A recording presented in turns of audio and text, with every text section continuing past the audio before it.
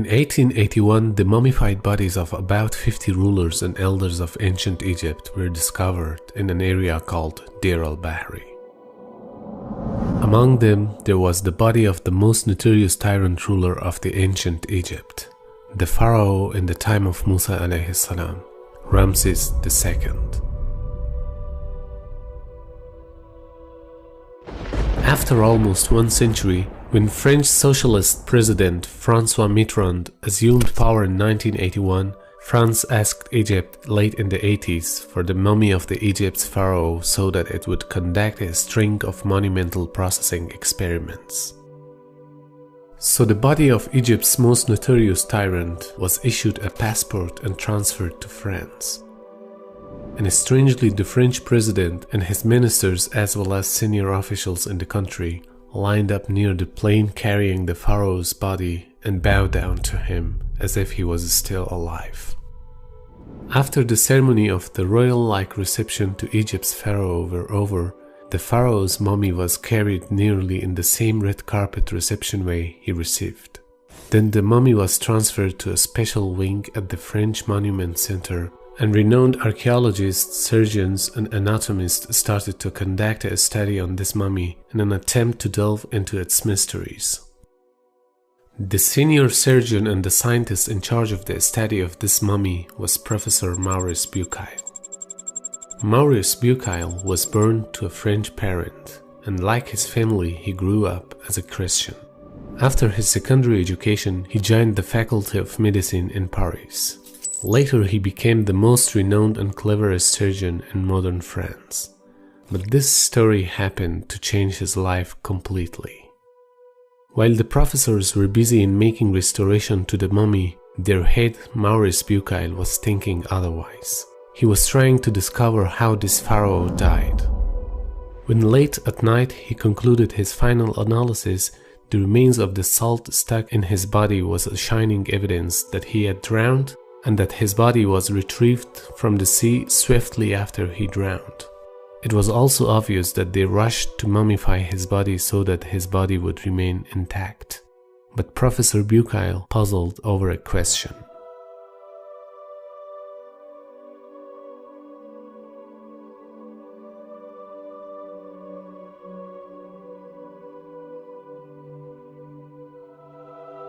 Maurice was busy conducting a final report while thinking as to whether the pharaoh's body was recovered from the sea and mummified immediately after he drowned.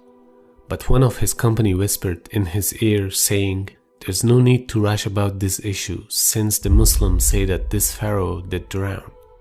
At first, he vehemently rejected this and did not believe it, citing that such a discovery would be reached only through sophisticated, modern, and accurate computers.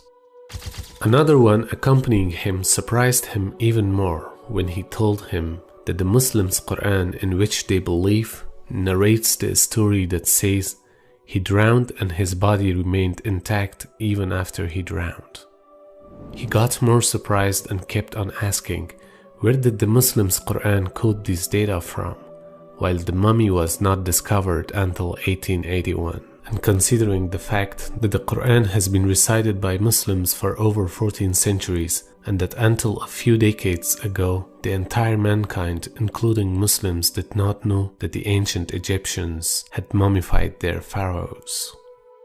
Maurice Bucaille stayed up all that night, gazing at Pharaoh's body, thinking deeply of what his fellow researchers told him about the Muslims' Quran, explicitly establishing that this body was recovered after drowning, while the Christians' Gospel narrated only the story of Pharaoh when he was chasing Prophet Musa alayhi salam without mentioning the fate of his body at all.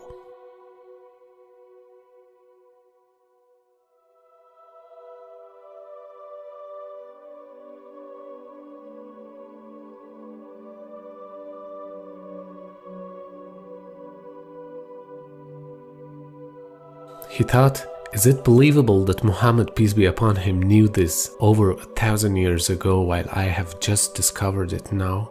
Maurice spent a sleepless night and asked for a version of Torah, but it only furthered Bucaille's astonishment, since even Torah did not narrate that the body was recovered and remained intact due to the processing and restoration which it did undergo. France sent back the mummy to Egypt in a splendid glass coffin.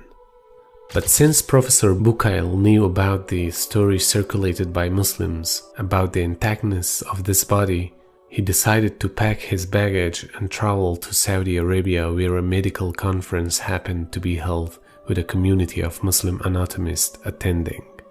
There he told them about his discovery, that Pharaoh's body was kept intact even after he drowned. One of the conferees opened the Quran and read out the verse in which Allah subhanahu wa ta'ala said, وَجَاوَزْنَا بِبَنِي إِسْرَائِيلَ الْبَحْرَ فَأَتْبَعَهُمْ فِرْعَوْنُ وَجُنُودُهُ بَغْيًا وَعَدْوًا حَتَّى إِذَا أَدْرَكَهُ الْغَرَقُ قال آمنت أنه لا إله إلا الذي آمنت به بنو إسرائيل وأنا من المسلمين الآن وقد عصيت قبل وكنت من المفسدين فاليوم ننجيك ببدنك لتكون لمن خلفك آية وإن كثيرا من الناس عن آياتنا لغافلون. So today we will safely deliver you with your body, that you may be assigned to the ones succeeding you. And surely many among mankind are indeed heedless of our signs. In his excitement, he stood before the attendants and loudly said, I have converted to Islam and believed in this Quran. Furthermore, in 1880, Gaston Maspero, director of the French Institute for Oriental Archaeology in Cairo, arrived in Egypt. He chose a site in South Saqqara for his first archaeological dig. During the excavations, he was able to gain access to subterranean rooms and discovered that the walls of the structure were covered in the hieroglyphic text. Keep in mind that these ancient texts have been inaccessible for thousands of years and only were discovered less than 200 years ago. Until 19th century, no translation were available, as these were all conveyed in hieroglyphics. In 1969, Egyptologist Raymond Faulkner presented his translation in English language. We had no knowledge about the contents of these writings prior to this. And here is where it gets mind-blowing. In Utterance 553, an ancient pyramid text, there's one passage that talks about the death of a certain pharaoh. Read it carefully.